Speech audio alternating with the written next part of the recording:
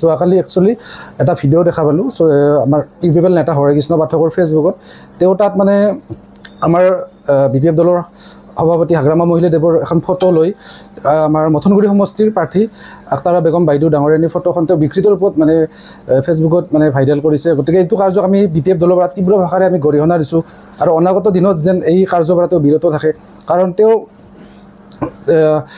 ছাত্ৰ সংগঠনৰ পৰা এটা বহিষ্কৃত নেতা। তেওঁৰ স্বৰূপ আমি সকলোৱে গম পাওঁ। তেওঁ কেইদিনমান আগতে কৈছিল যে হাগ্ৰামা মহিলাদেৱে আমাক মদ খুৱাই লিভাৰ বেয়া কৰিছে, তেওঁ নিজে মদ খায় বা তেওঁ যুৱক প্ৰশ্ৰয় দিয়ে, এনেকুৱা ভিডিঅ' আমাৰ তাত আছে।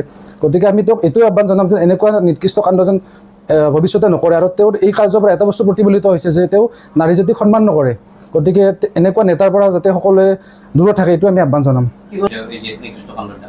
এইটো হৈছে তেওঁৰ ব্যক্তিগত স্বাৰ্থ, কাৰণ চাওক তেওঁ ইউপিএল দলক আগতে বিৰোধিতা কৰি তেওঁ নিজেই প্ৰতিবাদ কৰিছিল, ধৰ্ণাৰ কাৰ্যসূচী তেওঁ নিজে কৈছিল যে প্ৰমোদ বড়ো চৰকাৰে 5 বছৰ একো কাম কৰা নাই। কিন্তু আজি তেওঁ প্ৰমোদ বড়ো চৰকাৰৰ চোৱাচে লাগি আছে, কাৰণ তেওঁৰ ব্যক্তিগত স্বাৰ্থ আছে ইয়াত। তেওঁ কোনো ৰাইজৰ হকে একো কৰা নাই। আৰু ছাত্ৰ নেতা থাকোঁতে তেওঁ আমি নিউজত দেখা পাইছিলোঁ তেওঁ ডক্টৰ এজনক তেওঁ ফোন কৰি তেওঁ সুদখোৰৰ পৰা তেওঁ দালালগিৰিও কৰিছিল। গতিকে তেওঁ বিভিন্ন অসামাজিক কামৰ প্ৰমাণ এতিয়ালৈকে আছে। এইটোৱে কাৰণ তেওঁ এইবিলাক কৰিছে, ব্যক্তিগত স্বাৰ্থ, কোনো ৰাইজৰ হকে তেওঁ একো কৰা নাই। সেইটো এতিয়া হাগ্ৰামা মহিলাদেৱৰ যিটো উত্থান বৰ্তমান বিপিএফৰ যিটো দুৰ্গ, এইটো তেওঁ মানে শংকিত হৈছে। গতিকে এইবিলাক নিকৃষ্ট কাম কৰি আছে। আমি নিউজত যিটো পালোঁ হৰেকৃষ্ণ পাঠকৰ মানে আমাৰ বিপিএফ দলৰ মুৰব্বীৰ ওপৰত যিখিনি মানে অপপ্ৰচাৰ চলাইছে, এইখিনিত আমি গৰিহণা দিছোঁ থমনা প্ৰাইমাৰী হিচাপে।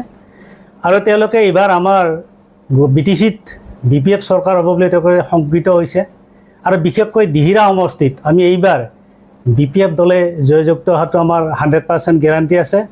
আৰু সেইবিলাক দেখি তেওঁলোকে শংকিত হৈ এইবিলাক আবুল তাবুল মানে আমাৰ দলৰ মুৰব্বীৰ ওপৰত এইবিলাক প্ৰলেপ সানিবলৈ তেওঁলোকে হৰেকৃষ্ণ পাঠকে চেষ্টা কৰিছে। আমি আশা কৰিছোঁ এই হৰেকৃষ্ণ পাঠকে ভৱিষ্যতে যাতে এনেকুৱা আমাৰ দলৰ মুৰব্বী তথা দলৰ ওপৰত যাতে এনেকুৱা কলংক সানিব নিবিচাৰে, তাৰ কাৰণে আমি তেখেতক মানে আমি আহ্বান জনাইছোঁ। যদিও পৰৱৰ্তী সময়ত এই কাৰ্যকলাপবিলাক মানে হেৰি নকৰে, মানে শেষ নকৰে, আপোনালোক কিবা আইনৰ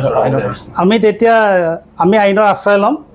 যিহেতু আমি আইনৰ মানি চলোঁ, গতিকে আমি আইনৰ তেখেতৰ ওপৰত মানে বিহিত ব্যৱস্থা ল'ম।